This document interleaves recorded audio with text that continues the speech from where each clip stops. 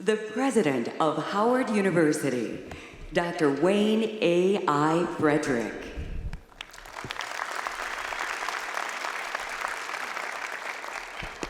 Good morning. Distinguished guests, faculty, staff, students, and alum, thank you for being here to celebrate the time-honored tradition that is the Howard University on our 153rd Charter Day. In these times, how do we honor an institution like the Howard University? One of the first and most noticeable landmarks that meets the eye of any resident or visitor to the nation's capital is the stately and prominent edifice that is Howard University's Founders Library, to be exact. Howard overlooks this city, standing for truth and right. Let us not forget that in this institution, as in the case at no other institution, all races, gender identities, and social classes have had and continue to sit together in the pursuit of knowledge and justice. Our Howard University, is the result of vision and dreams imagined. The Howard University is the meeting place of excellence, leadership, truth, and service. She's the birthplace of flame keepers and torchbearers who pass on the legacy of our storied institution. As a physician, I certainly appreciate the circle of life, the reality of life and death. Even still, we feel a profound shift in the atmosphere as we honor the bison who we've lost. As we keep their families and our Howard family in our thoughts and prayers, may their memories be blessed, and a constant reminder that living on purpose requires that we discover our mission and approach it with boldness and fierceness, ever confident that the torch will one day be made to burn even brighter once it is passed to the next generation. In this past year in particular, this past fall, we lost quite a few of our alum giants. And so with that in mind, I'd like us to bow our heads and honor them with a moment of silence.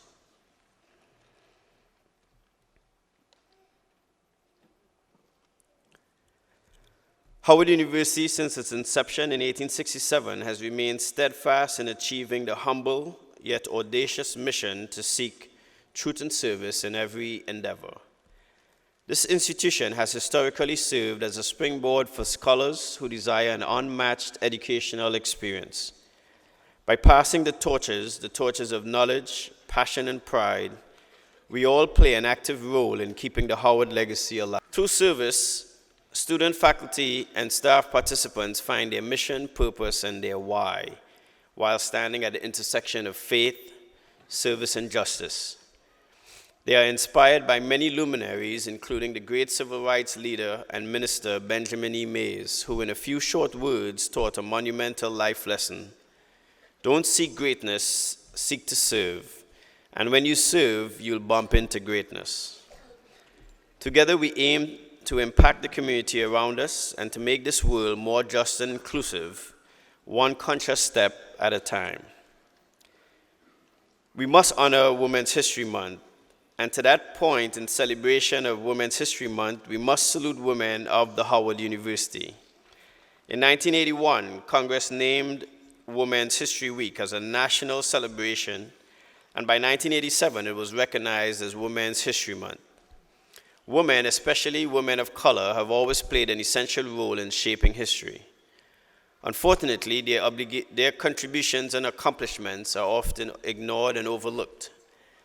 There were pivotal moments in history when daughters of Howard stood up and led the charge for change, civil rights, and women's rights, while women all over the world also stood up for their communities. In 1982, alumna Eva Beatrice Dykes became the first black woman in the United States to complete the required coursework for a PhD, and the third African-American woman to receive a doctoral degree. In fact, she had to earn a second bachelor's degree because Harvard University would not accept the one she earned here at Howard University. It was also this very month, more than a century ago, when Harriet Tubman gave her last inch of strength to free others before her death on March 10, 1913. And on March 7, 1965, black women marched in front of, behind, and side by side with men in Selma, Alabama on Bloody Sunday for their civil and voting rights, Women of all variations are etched in every facet of our history. Without their dedication, we would not be where we are today. So let us take a moment to acknowledge the women who empower, educate, support others, bear one another's burdens, and pass on their torches. For without them and their commitment to the communities we serve, we may not know how to steer our paths in the right direction. To all the young women here navigating your way through life, preparing to accept your torch, please reach out to the woman from whence you ascended for guidance as you become the next pioneers in your field. To the young men in this room, continue to be supporters, sponsors, advocates, and allies, and as in my house, second in command. I say command loosely. It is the power in their voices, the strength in their commitment, and the leadership of these women in our lives that take us a step further every day. Over the past year, 3 of our 13 schools and colleges made noteworthy milestones that will undoubtedly motivate and propel current Bison to achieve considerable feats. The Howard University School of Law and School of Divinity both celebrated sesquicentennial anniversaries, and the School of Business celebrates its golden 50th anniversary. Let's give them a round of applause.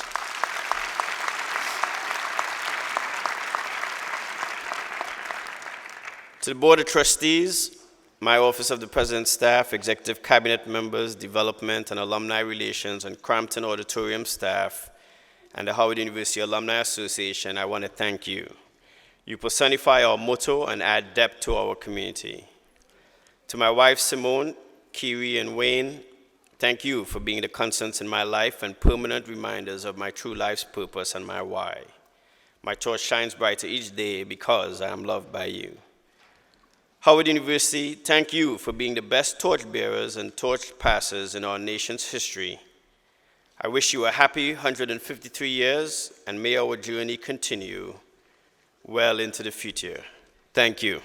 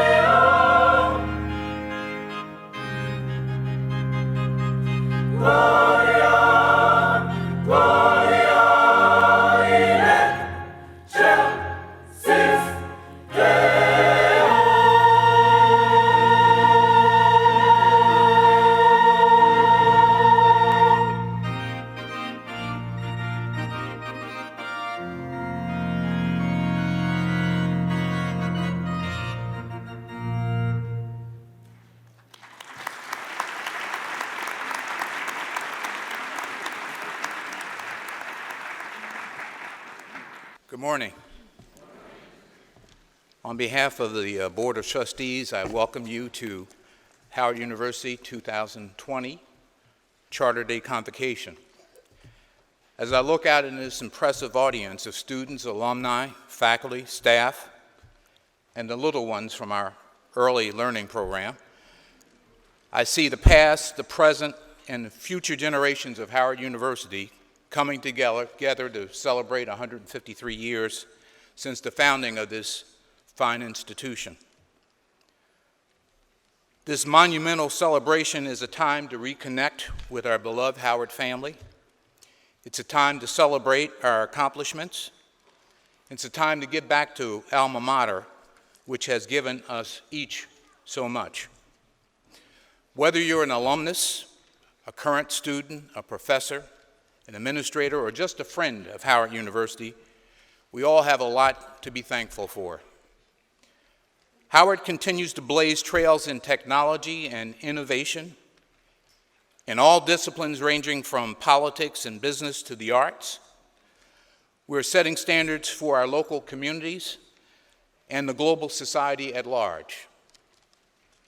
Through the shared academic experiences of these hallowed halls, the Howard Bison family moves forth to make an indelible mark on the world.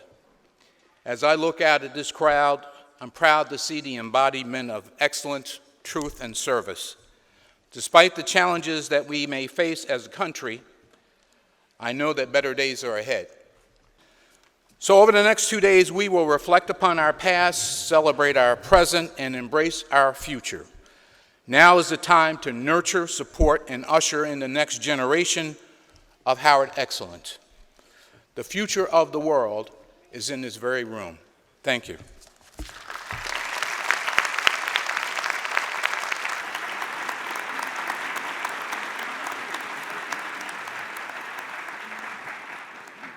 Ladies and gentlemen, President Frederick. To our Alumni Achievement Award recipients in attendance, I'd like you all three to stand again so that we can give you a round of applause, and let's make sure we make them feel welcome and at home. So if the two of you can stand.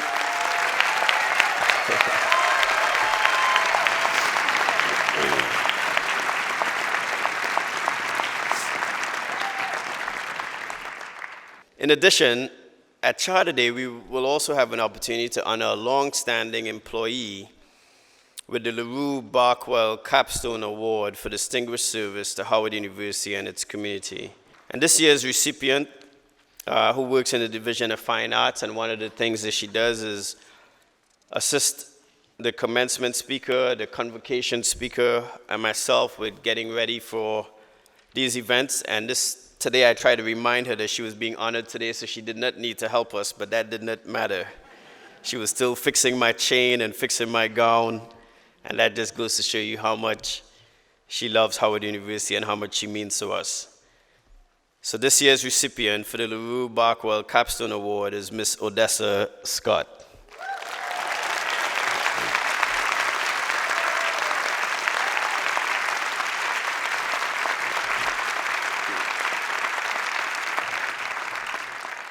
Chairman Stacey Mobley, please present our speaker, Leslie Hale, President and Chief Executive Officer of RLJ Lodging Trust.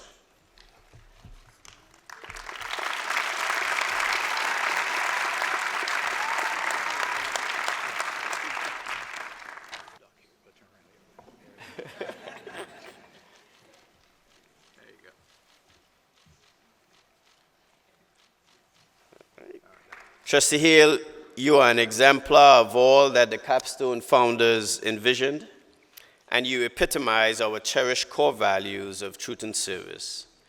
It is with utmost respect and affection that we honor you on this historic day of our 153rd Charter Day Convocation as orator, honoring you with the President's Medal of Achievement. Congratulations.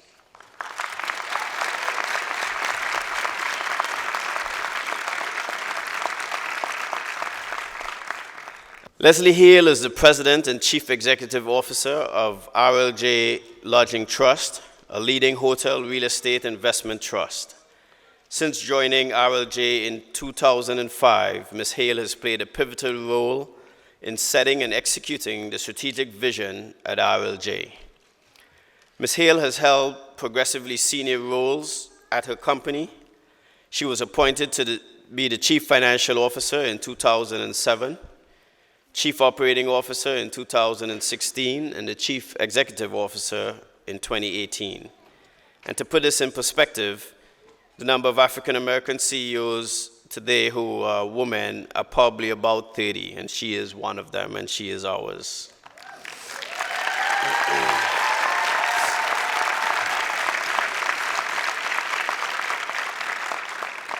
Ms. Hale helped successfully lead the IPO of RLJ in 2011 and is on RLJ's board of directors. In addition to RLJ, Ms. Hale serves on Macy's Incorporated board of directors and is also a Howard University trustee. Other organizations in which she is a member are the Marriott International National Association Advisory Board, the National Association of Real Estate Investment Trust Advisory Board, the American Hotel and Lodging Association Executive Board, and Industry Real Estate Financing Advisory Council. Before joining RLJ, Ms. Hale held senior positions at General Electric, working in GE's Commercial Finance Mergers and Acquisitions Group and GE's Real Estate Strategic Capital Group. Ms. Hale was also an investment banker with Goldman Sachs, advising on mergers, acquisitions, and corporate finance. Ms. Hale earned a BBA from Howard University, summa cum laude, I may add, and an MBA from Harvard Business School, where she was a Goldman Sachs and Toigo Fellow. So without further ado, I give to you our trustee, our alumna, your sister, Ms. Leslie D. Hale.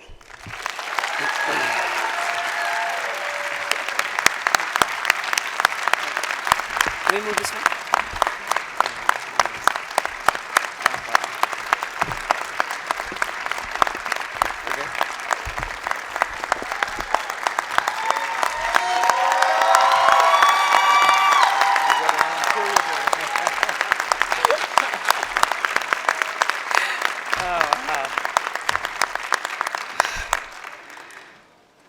Wow.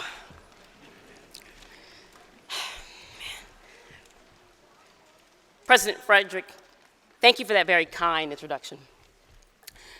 Mr. Chairman, my fellow trustees of the board, faculty, students, and members of the Howard community, thank you for having me here today. I would also like to acknowledge my loving parents who came all the way from the great state of California.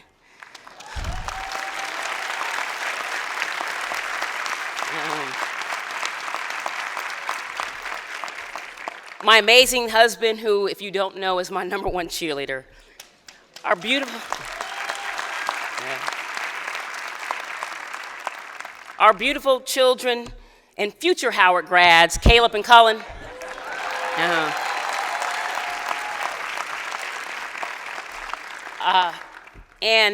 And my sister and a whole host of friends and colleagues. As I was sitting next to Dr. Frederick, he asked me who was here, and he said, "You travel deep." Yes, we do. Yes, we do. I'm honored to be part of this Charter Day program. And there are no words to adequately describe how much it means to me to be here today and how special this moment is. And while I don't have the words, as I was getting dressed, my mother was helping put on my robe. And as she was zipping it up, the tears rolled down her face. And in that moment, that was all I needed to understand how important today is.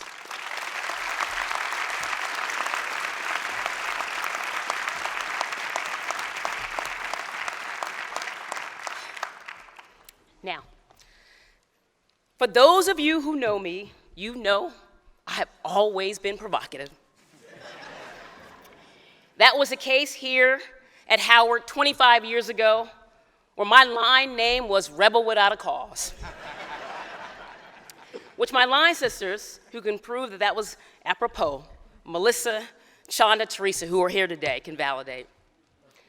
That is the way that I operate in corporate America, particularly at RLJ. And that has not changed over the years, as my fellow trustees on the Howard board can surely attest to. So not surprisingly, I will be myself today. As I reflected on the journey that brought me here today and the important role that Howard has played in my life, I wondered if the founders of this great university fully recognize the power of what they were ushering into existence 153 years ago. Did they just simply think they were helping formerly freed slaves? Or did they have any idea that they would change the fabric of this nation? In thinking about this question, I reflected on the charter and the legacy that it created. And the more I thought about it, the more I realized that the charter was more than just a founding document. At its core, it was a revolutionary document. It created a university that transformed both America's and the world's perception of African Americans. And for those of us fortunate enough to attend Howard, it did much more than that. It transformed our own perception of who we are and who we could be.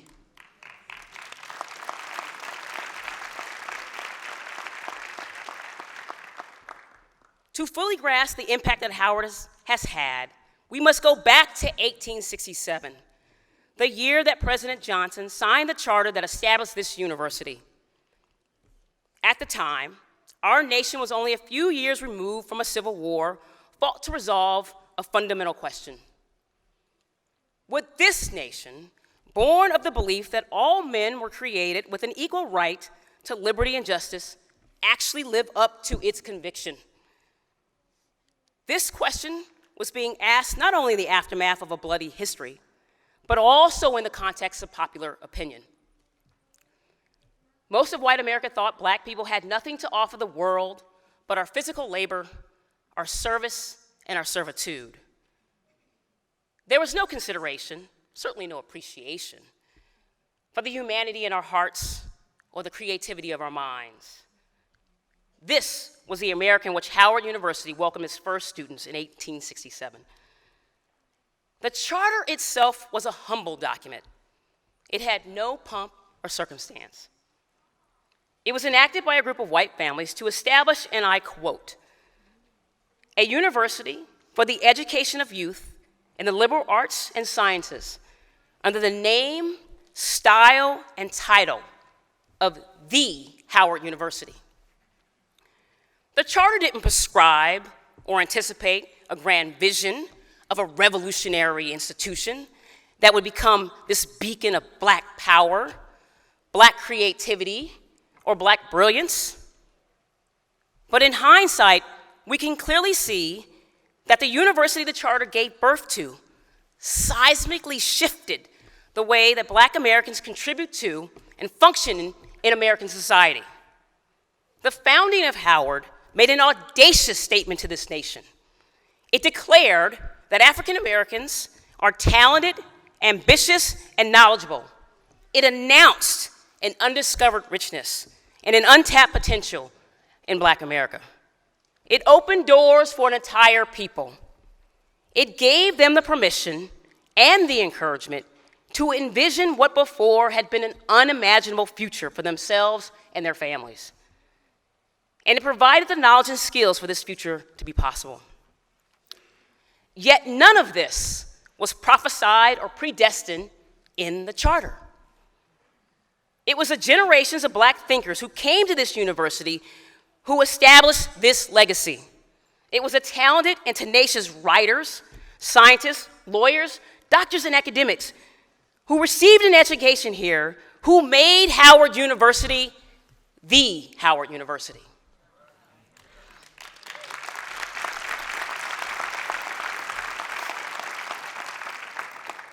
The founders' hands may have signed the charter that established this institution, but it was the hands of generations of people like us who built Howard into what it is today, both literally and figuratively. And the hands that built Howard helped build America. I'm convinced that the progress America has made over the past 2 centuries would not have been possible without Howard University.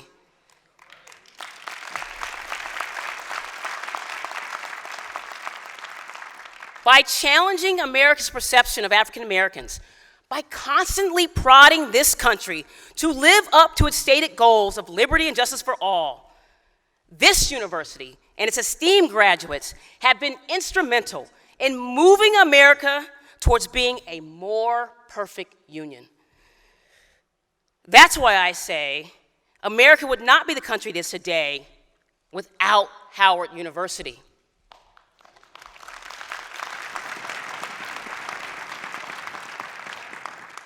Imagine, if you will, a world without Howard. A world in which the charter, modest as it may have been, was never written, never signed, and never realized. Without Howard, Thurgood Marshall, who was rejected by the University of Maryland's law school because of the color of his skin, might never have litigated Brown versus the Board of Education, which means segregation might have persisted even longer than it did as the law of the land. Perhaps more importantly, he might never have risen to the Supreme Court, which means that without Howard, all of those 5-4 decisions that moved our country forward might never have been made. Without Howard, Dr. Charles Drew might never have conducted the research necessary to store blood in blood banks, which means that without Howard, injury and trauma might be even more fatal, and it means that the 4.5 million American lives saved by blood transfusions each year might instead be lost. Without Howard, H. Naylor Fitzhugh might never have developed the concept of targeted marketing, which means that without Howard, the African American community might still be ignored by corporate America, despite our buying power we have and the mass market we represent. Without Howard, Harry G. Robinson III, Dean Emeritus of the School of Architects, might never have developed the skills with which he quite literally helped build this city, this country, and the world. Without Howard, Toni Morrison might never have picked up a pen and recreated the great American novel.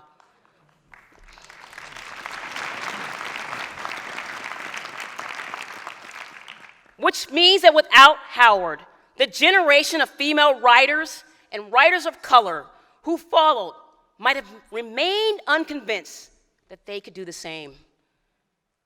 These are just a few examples, but when you add them to the thousands more that I could have mentioned, it is impossible for me to conclude anything but this.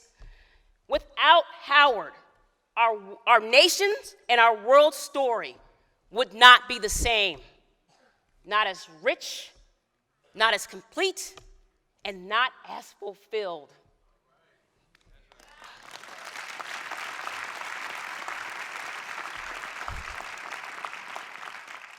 You see, even though the Declaration of Independence declared that all men were created equal and promised life, liberty, and the pursuit of happiness, even though the Constitution established we the people and guaranteed basic rights and freedoms, despite all of these assurances, it was Howard University that gave us the legal minds who made sure that equality was in fact enshrined in our laws, protecting our life and our liberty. It was Howard University who gave us the writers and thinkers and educators, faith leaders who changed the hearts and minds, helping America understand that we are part of we are the people.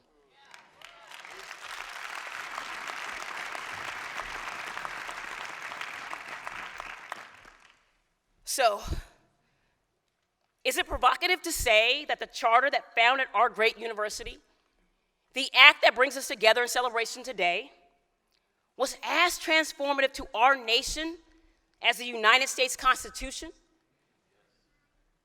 I don't think so. not certainly in the context of what Howard has meant to this country and to the world. To me, it's obvious that the charter establishing Howard University changed the course of history and deserves to be recognized alongside other celebrated documents that established this great nation.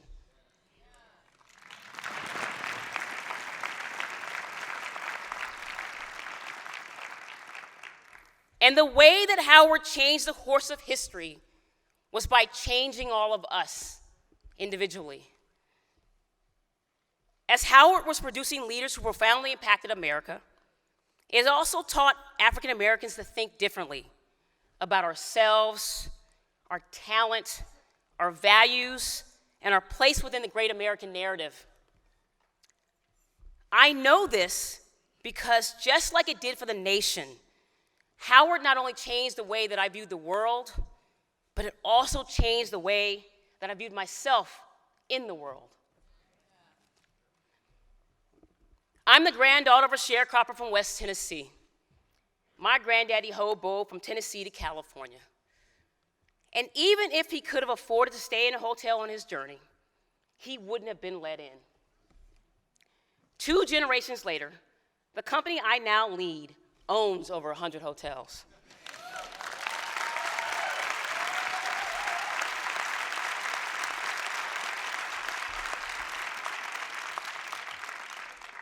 I can't help but to think about the irony, the strange poetic justice of my story, a story that has been unique and unexpected in many ways. I grew up in South Central Los Angeles, a public school kid who's an average student at best, insecure and deathly afraid of failure. Some of you watched the movie Boys in the Hood. That was my reality. From the streets of LA, I learned a lot. But most importantly, I developed a deep sense of determination and grit, which has served me well throughout my career. You could say that my career began as a kid working for my entrepreneurial parents. Now, I like to say I've been working since I was 7. I didn't start getting paid until I graduated from college. That said, while my parents didn't necessarily pay me, they did instill in me the values that are the foundation of who I am today. A strong work ethic, a commitment to excellence, a sense of responsibility to my family, to my work, and to my community. And while I loved and appreciated all that Los Angeles had taught me, I yearned to find my Hillman College from a different world. So I was thrilled when my parents took me on their version of a black college tour. And since my father's family was from Tennessee, of course he took me to Fisk University. Next, we went to Spelman. The last stop was Howard University. I remember that day as if it was yesterday. The sun was shining, the trees were in full bloom. As I walked in front of the quad, the architecture around me made me feel like I was somewhere unique. You could feel the legacy in the air. The students moved with purpose. That day, I had the overwhelming feeling that this is where I was supposed to be, that I belonged here. And that feeling brought me to Howard University 2 years later. When I arrived at Howard, I wasn't a great student. In fact, I was a kid on the fringe, one step from becoming a statistic. Some schools would have chewed up someone like me and cast them aside, saving their resources for those they felt had greater potential. But as you know, that's not what Howard does. Howard nurtures, Howard educates, and Howard polishes you. And then when you are ready, Howard propels you.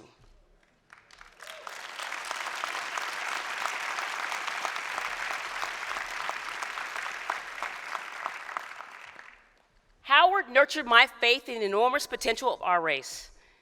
It gave me the confidence that only comes from being surrounded by highly intelligent students. A feeling of pride that only grows out of being connected to a rich history larger than yourself. The more I immersed myself in the Howard experience, the more I was able to override the images and rewrite the low expectations that were etched in my mind from growing up in LA. Howard educated me in traditional and non-traditional ways. In the classroom, I discovered my true love, finance. I was a management major when I arrived because in my mind, I was supposed to manage something, like my parents and my mother's parents. But soon enough, I realized that numbers were my thing. And when I took my first finance class, I fell in love with the concept of taking $1 and making it into 2. Finance was like music. It was forward-looking. It was based on vision and strategy. I quickly ran to Miss Decker, who we all thought ran the School of Business at that time, and changed my major. And I had a number of wonderful professors who encouraged and deepened this love. And Howard also polished me. It was outside the classroom where I learned some of my most important lessons, like something as simple as a proper way to shake a hand. I learned here at Howard University, although we were doing fist bump this morning. And I learned that because of a professor who didn't even know me, after giving him a dead fish handshake, took the time to teach me how to shake a hand with confidence and conviction. Even today, in a male-dominated industry, I get compliments on my handshake because it speaks with confidence even before I say a word. This professor was the first person to emphasize the importance of a first impression. These experiences established a foundation of who I would become. People often ask me, is my biggest accomplishment is like working in places like GE and Goldman Sachs or attending Harvard Business School? Or if my biggest accomplishment is being the first African-American woman CEO of a publicly traded company, publicly traded REIT, rather. I tell them it's none of these. My biggest accomplishment is graduating from Howard University.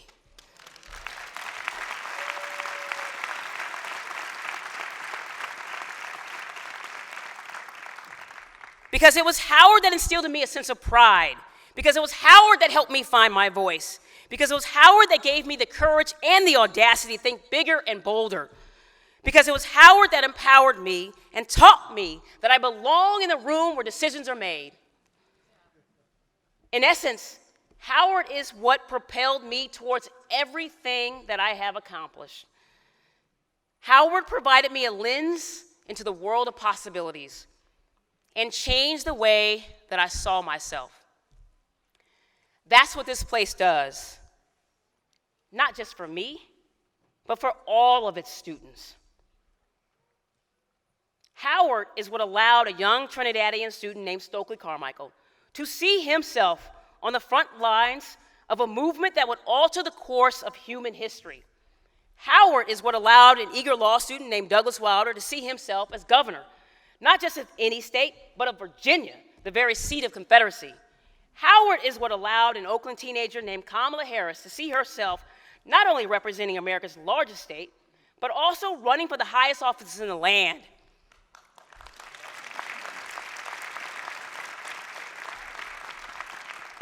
Howard is what allowed another bright kid from Trinidad named Wayne Frederick to see beyond his own disease and realize that he could heal others as a surgeon. And beyond that, see himself strengthening this great university as its president. Howard is what also allowed a kid from Queens named Mark Mason, who helped his grandfather's landscape business, to see himself leading one of the largest financial institutions in the world. And Howard is what allowed this insecure girl from South Central Los Angeles to see herself becoming the chief executive officer of a multi-billion-dollar public company.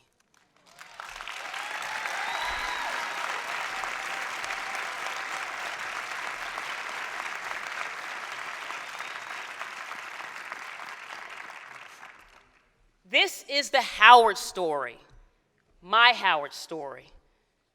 I will always cherish it and the many, many characters who made it special, such as my crew, Callie, Tanya, Maisha, my roommate, Sukri, and our shadow roommate, Paula, and my beloved sorority, Zeta Phi Beta Sorority Incorporated.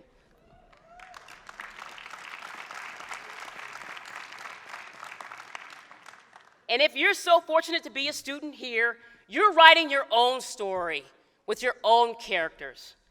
And if you're teaching here, you're helping to author hundreds, if not thousands, of stories.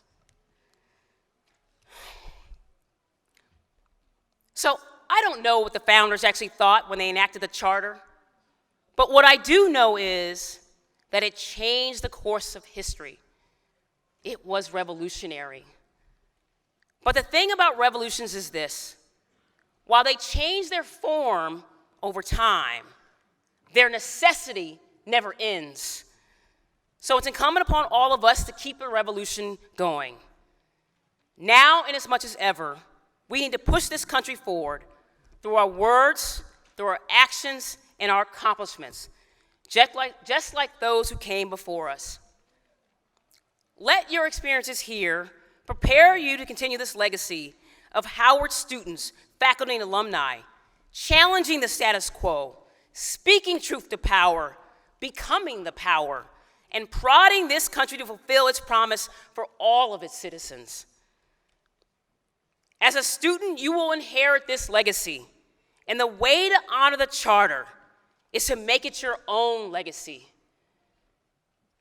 As you prepare to rise to this challenge, know this: the person you enter this place as is not the person that you will leave as. I came here a rebel without a cause.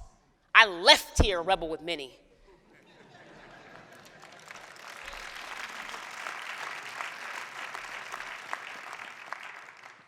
So look into the lens of possibilities. Begin to see yourself differently. Feel Howard preparing to propel you, and let this revolutionary place spark within you a revolution. Thank you.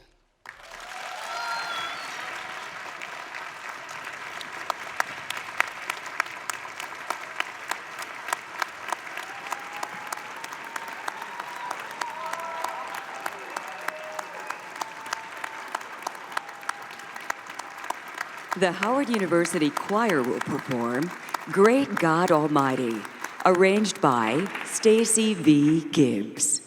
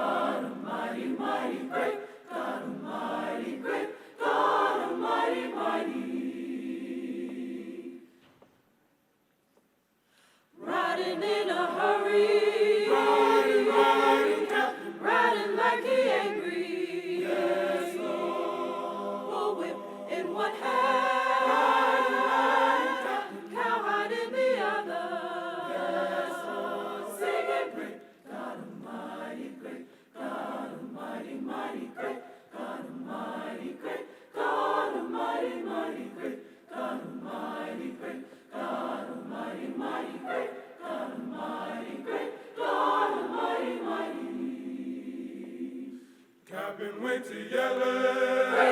Oh, Captain went to yellow. Did you hear the captain shout? Off your shot now. Did you hear the captain? 'Cause I'm gonna kill you. No, no, no, no. Great God Almighty, great God Almighty, mighty, great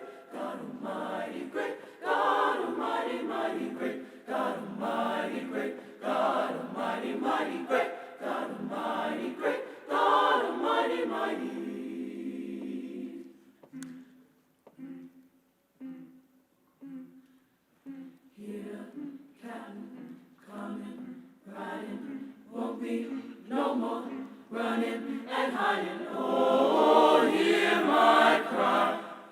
Oh, Lord, please hear my plea, oh, Lord. Bully winter pleading, have mercy, mercy, mercy. Oh, Lord, have mercy, mercy, please don't you kill me, don't kill me, Captain, don't you kill me. Don't you kill me, don't stop. I'm fighting till my death, I'm gonna keep on running till my very last breath. Great God Almighty, great God Almighty, God Almighty, great God Almighty, great God Almighty, God Almighty, great God Almighty, great God Almighty, God Almighty, great God Almighty, great God Almighty, God Almighty, great God Almighty, mighty, great God Almighty, great God Almighty, God.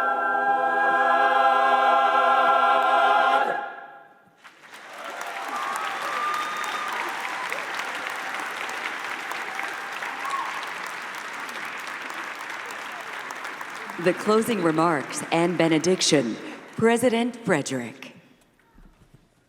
Let's start by giving the choir another round of applause.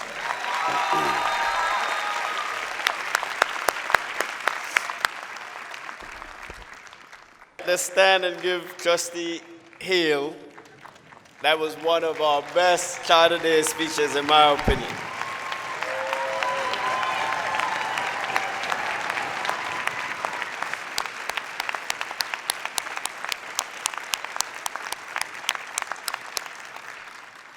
Trustee Hale was well worth the wait. Please join us for the singing of the Alma Mater and remain standing for the benediction to be delivered by the Reverend Dr. Bernard L. Richardson. And then we'll follow that with the recessional. As Dr. Richardson delivers the benediction, I do want all of us in our own moment of quiet to say a special prayer for our students and staff and faculty who will be at sites for alternative spring break, given everything that's going on worldwide. And we'll say a special prayer for them as well. Thank you.